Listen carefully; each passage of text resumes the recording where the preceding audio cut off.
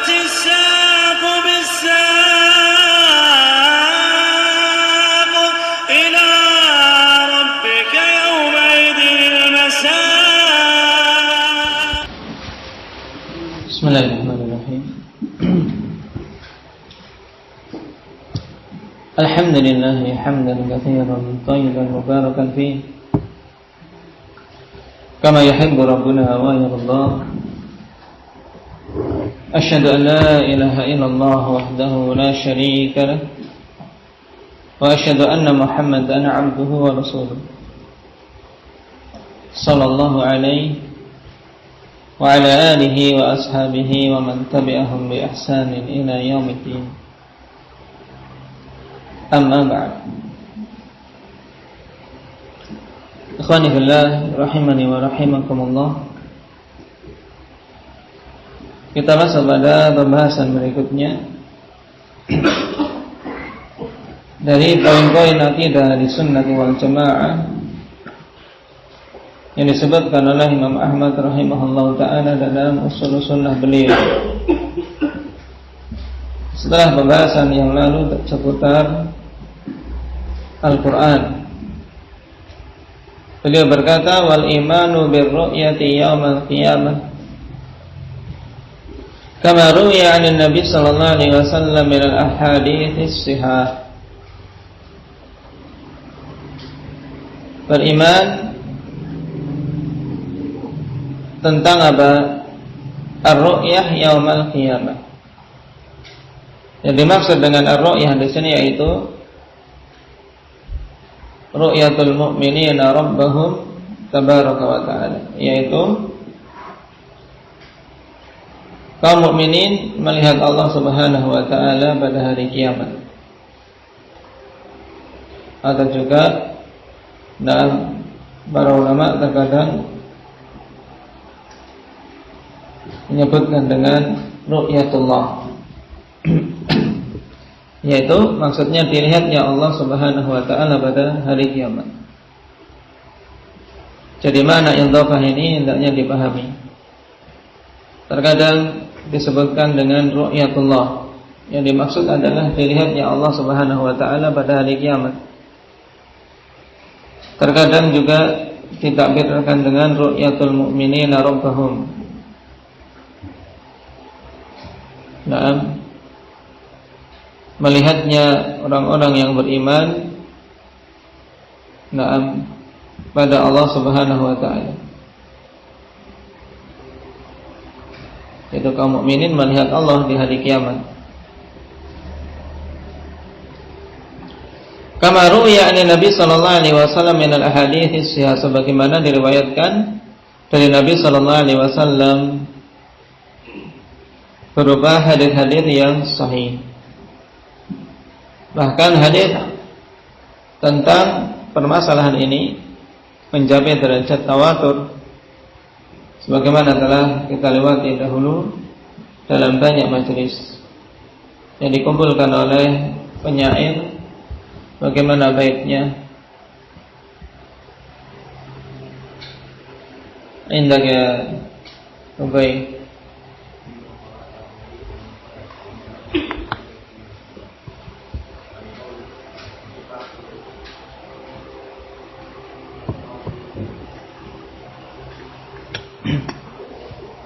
Wa ru'yatun, nah, mimma tawatara hadithu man kadam wa man bana lillahi baitan wahtasab wa ru'yatun syafa'atun wal hawdu wa mashu khuffaini wa hadhi ba'du. Perkataan siapa ini? Telah kita lewati faedah dalam At-Tuhfah Ar-Rashidah dalam pembahasan mustalah.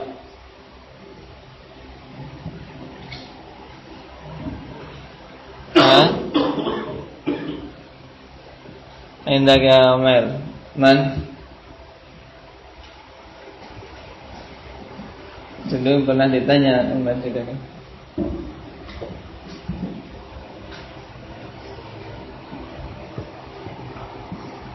Hah? Nah, Muhammad At-Tawudi Ibn Talib Al-Fasi Al-Maliki.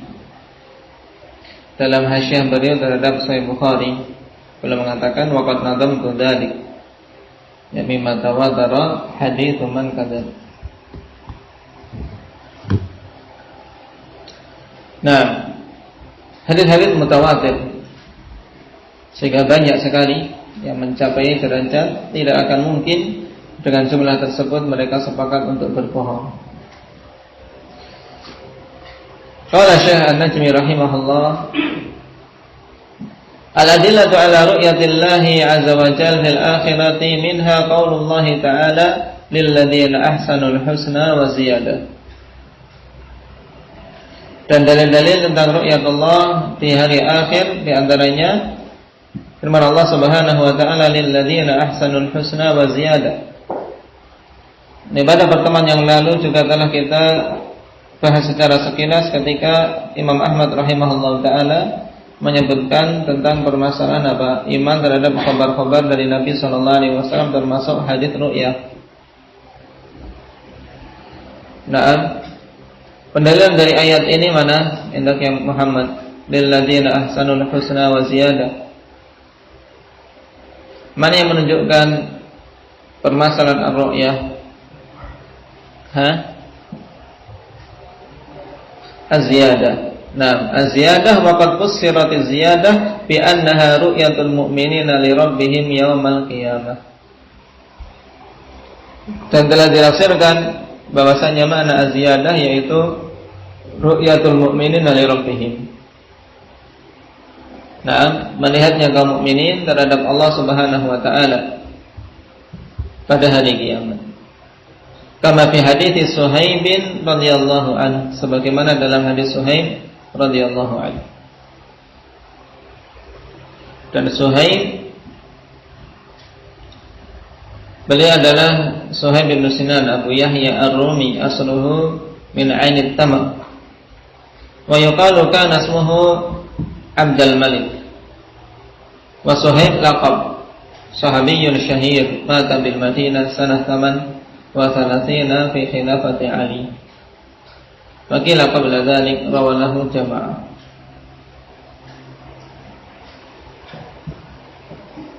Dan hadis Suhaib ikhwan fillah masyhur, bunyinya sebagaimana disebutkan dalam catatan kaki nomor 4. Yang diriwayatkan oleh Imam Muslim an Suhaib an Nabi sallallahu alaihi wasallam qala idza dakhala ahlul jannati al-jannah qala yaqulu Allah tabaraka wa ta'ala turiduna syai'an azidukum fayaquluna alam tubayyid wujuhana alam tudkhilna al-jannah wa tunajjina minan nar qala fayukshafu al-hijab fama utu syai'an ahabba ilaihim minan nadhari ila rabbihim wa zada thumma tala hadhihi al-ayah lil ladzina ahsanul husna wa ziyadah.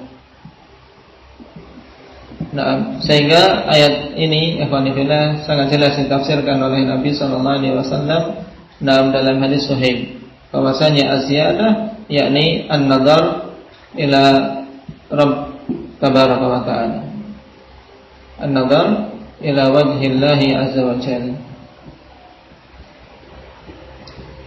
Rasulullah sallallahu alaihi wasallam mengatakan apabila penduduk surga telah masuk ke dalam surga, maka Allah Subhanahu wa taala katakan kalian menginginkan sesuatu yang akan aku tambahkan untuk kalian. Turiduna syai'an azidukum, apa i'rab azidukum? Indaga Zakaria. Turiduna syai'an azidukum.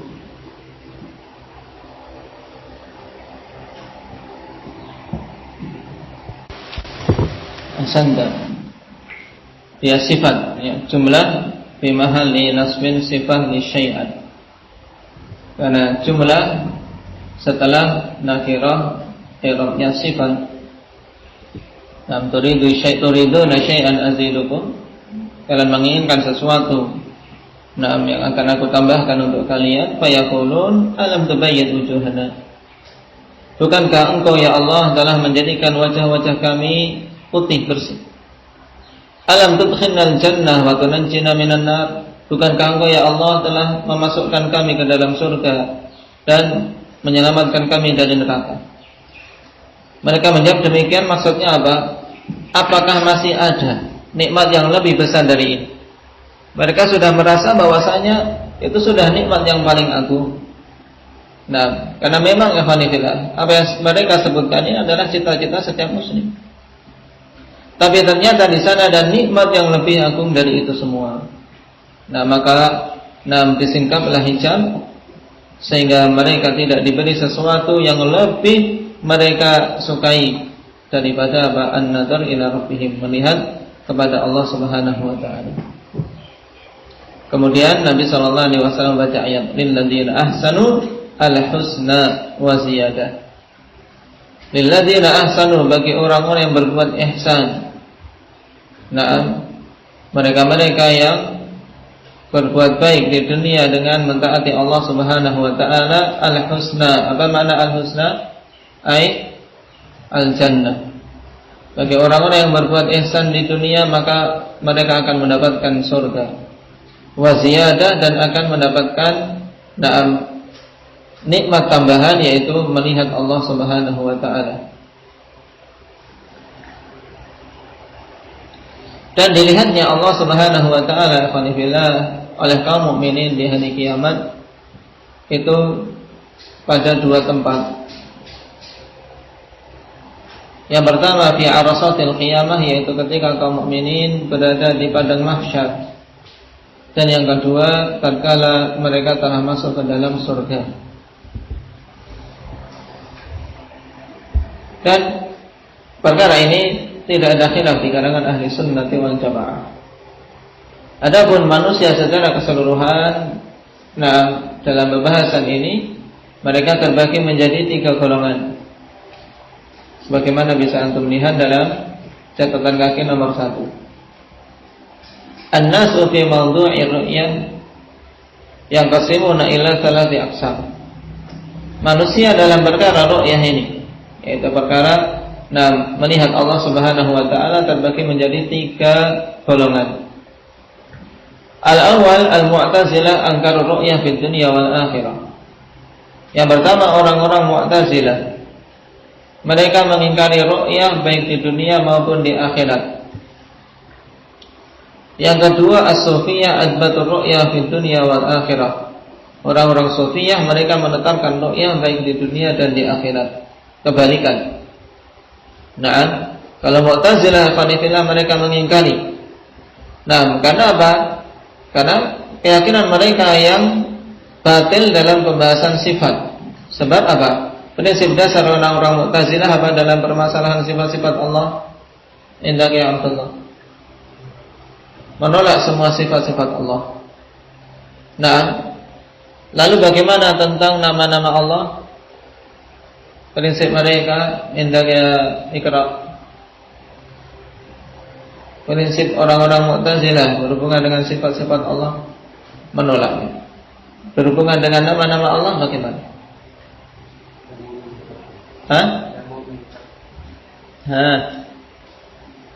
Bedakan. Kalau sifat-sifat mereka tidak menetapkan sama sekali. Kalau nama bagaimana Abu Muhammad? Menetapkan seperti Ahlus Sunnah? Bagaimana?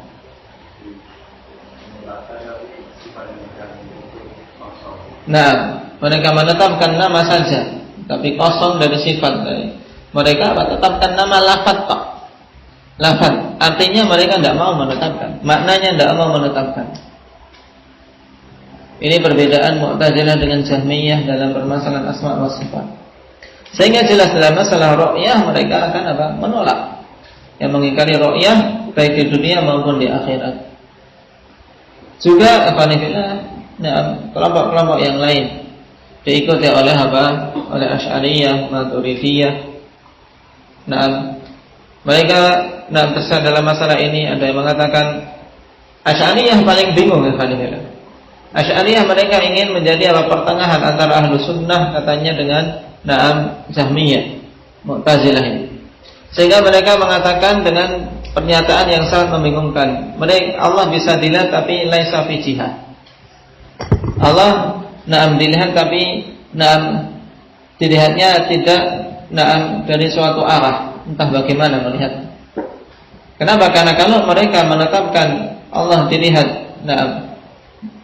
dari suatu arah, maka berarti menyamakan dengan makhluk.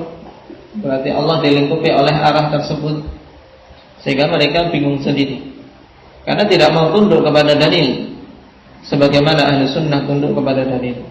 Ya kita tetapkan ru'yah, adapun bagaimananya kita kembalikan pada Allah Subhanahu wa taala. Dan yang jelas,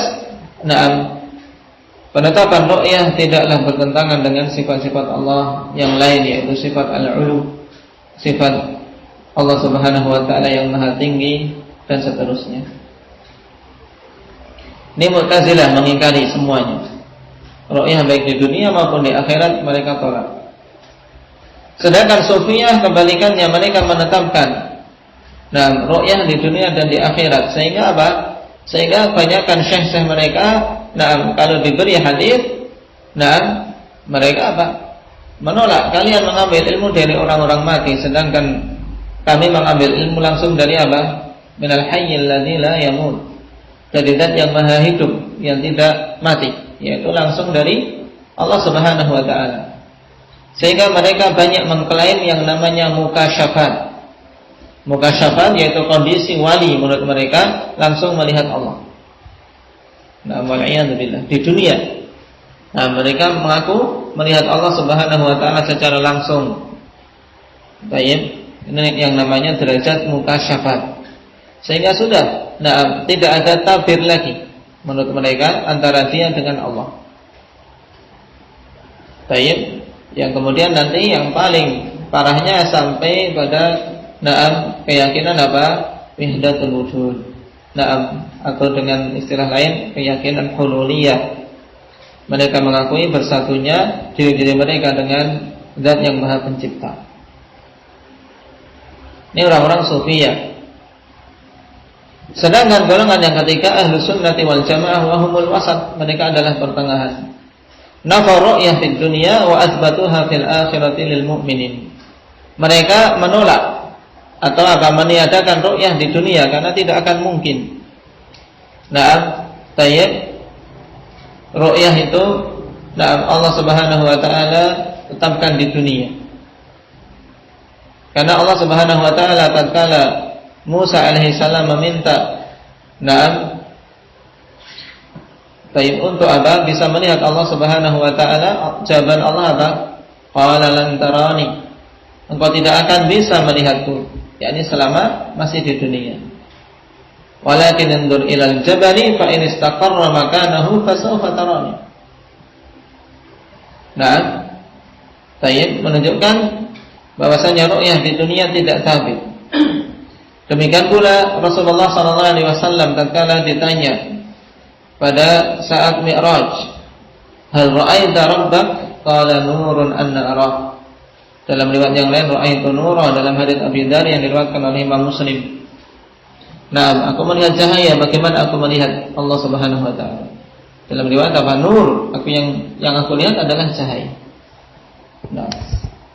Demikian pula para sahabat menyatakan bahwasanya Rasulullah tidak melihat Allah Subhanahu wa taala pada malam Mi'raj.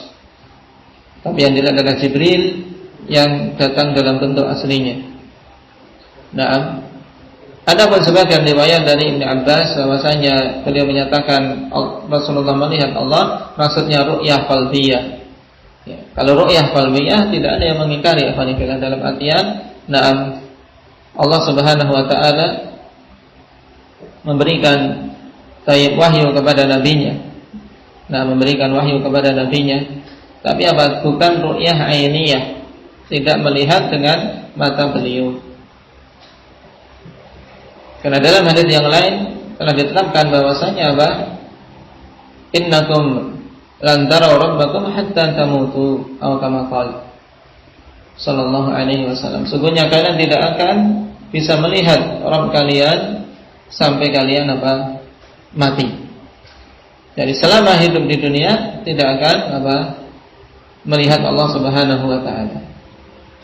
Dengan apa? Penglihatan mata kepala. Sehingga yang ditetapkan oleh ahli sunnah adalah ru'yatullah azza wa jalla fil akhirah.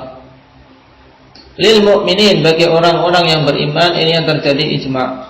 Adapun orang-orang kufar, khilaf yang panjang dalam permasalahan ini sampai Syekhul Islam Ibnu Taimiyah menyatakan bahwasanya khilaf ini sejak dahulu, sehingga jangan sampai dijadikan sebagai ajang perpecahan tentang permasalahan apakah orang-orang kafir melihat Allah atau tidak. Para ulama yang menyatakan orang-orang kafir tidak melihat Allah di hari kiamat, yang dimaksud adalah di arasatil qiyamah, yaitu ketika mereka semua dikumpulkan di padang mahsyar. Mereka berdalil dengan ayat di surat Al-Mutaffifin. Apa ayatnya? Aba Umar.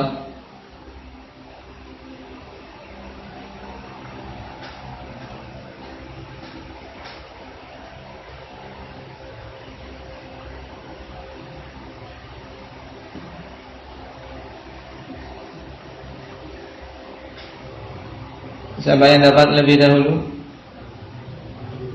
Kalla innahum ar-rabbihim yawma idzil lamahjubun. Baik. Imam Asy-Syafi'i rahimahullahu taala beristidlal dengan ayat ini tatkala Allah Subhanahu wa taala hijab orang-orang kafir ketika Allah murka kepada mereka, menunjukkan tatkala Allah ridha, yaitu kepada orang-orang yang beriman, maka apa? Orang-orang beriman akan melihat Allah. Menunjukkan orang-orang kafir tidak melihat Allah. Ini qaul. Yang lainnya menyatakan bahwasanya orang-orang kafir melihat Allah tapi kemudian dihijab. Setelah itu dihijab, tidak akan melihat lagi. Dan ini pendapat yang rajih yang dikuatkan oleh Syekhul Islam Ibnu Taimiyah, demikian pula Syekhuna Muhammad bin Hizam sebagaimana dalam durus beliau, juga dalam kitab beliau Syarah Lamiyah. Berdalil dengan keumuman ayat-ayat yang menetapkan adanya liqa. Di antaranya apa?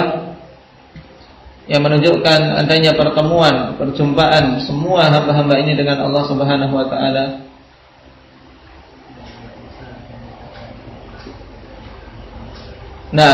Ya ayyuhal insan innaka kadihun ila rabbika kadhan famulaqi. Mesti kalian akan apa? Berjumpa dengan Allah Subhanahu wa taala. Di dunia kadih, kalian itu di dunia berusaha, bekerja. Kemudian mesti kalian akan bertemu dengan Allah. Ibnu Qayyim rahimahullahu taala menyebutkan adanya ijma' bahwasanya al-liqa taqtadil muayyanah. Secara lughah yang namanya liqa, namanya pertemuan, disebutkan dengan kata liqa, ini mesti apa? Muayyanah, melihat. Kalau bertemu tidak melihat, bukan liqa namanya. Paham? Baik. Dari sini kita ketahui bahwasanya orang-orang kafir mereka melihat Allah Subhanahu wa taala pada hari kiamat, yaitu ketika di padang mahsyar.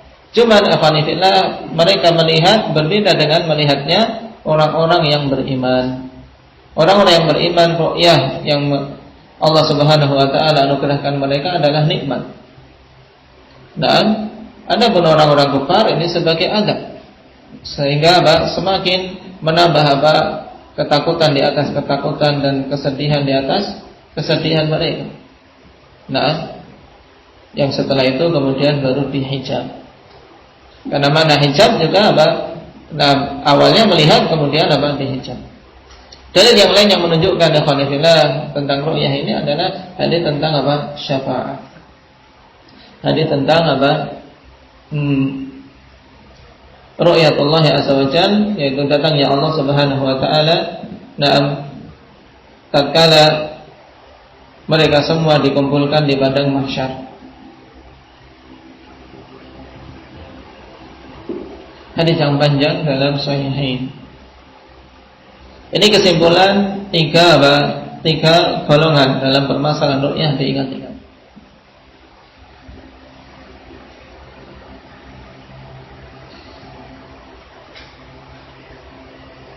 Kemudian di sini juga lebih bagus dari Syekh An-Nawawi rahimahullah taala Pada berkata Imam Ahmad, kama ruwiya 'an Nabi sallallahu alaihi wasallam, sebagaimana diriwayatkan dari Nabi sallallahu alaihi wasallam. Beliau katakan pada catatan kaki nomor 2, qala Syekhuna Ahmad Ibnu Yahya An-Najmi hafizahullah. Ini semasa hidup beliau dan sekarang beliau telah meninggal. Rahimahullah taala. Kana yanbaghi alla tudhkara ahaditsur ru'yah bihadhihi sighah ru'yah allati hiya sighatut tamrid indal muhadditsin li'anna ahaditsa ru'yatil mu'minina li rabbihim fil akhirati ahaditsu thabitatun la syakka fiha falya'lam dzalika wa billahi taufiq. Ini tanda yang bagus dalam penggunaan sighah, yaitu tidak seyogianya disebutkan hadits ru'yah dengan sighah ini ru'yah, karena ru'yah adalah sighah tamrid. Sighah tamrid afanifillah di sisi kalangan ahli hadis, untuk menunjukkan sesuatu yang lemah, seperti qila, ru'yah, untuk sesuatu yang lemah biasanya, walaupun tidak mesti. Imam Bukhari rahimahullah taala membedakan antara athar-athar yang beliau kuatkan dan yang beliau lemahkan dalam Sahih Bukhari afanifillah ketika menyebutkan secara mu'allaq dengan sighah tamrid dan sighah jazm. Kalau dia katakan qala, maka ini menunjukkan beliau condong untuk menguatkan. Tapi kalau mengatakan qila atau ruwiyah, ini menunjukkan ada kelemahan dan cacat padanya. Makanya beliau katakan, yaitu Syekh Najmi, tidak seyogianya didatangkan dengan lafaz ruwiyah. Jadi pemilihan lafaz juga penting ya kan kita. Cuman kemungkinan besar Imam Ahmad rahimahullah taala mengatakan yang demikian dengan sighah tersebut kama ruwiya, karena beliau menganggap dari sisi mengambil dari sisi lughawiyah saja, tanpa mengambil dari sisi istilah yang dipakai oleh para ahli hadis. Karena kita yakin Imam Ahmad rahimahullah taala tahu dengan sebenar-benarnya bahwasanya hadis ini sahih. Tidak akan mungkin sampai luput dari beliau tentang permasalahan hadis ru'yah. Yang derajatnya mutawatir. Barakallahu fiikum. Mungkin itu dulu diingat-ingat pembagian manusia ini. Kemudian juga hadis Abi Sa'id alhamdulillah. Hadis Suhaib dihafal. Hadis Suhaib Ibn Sinan.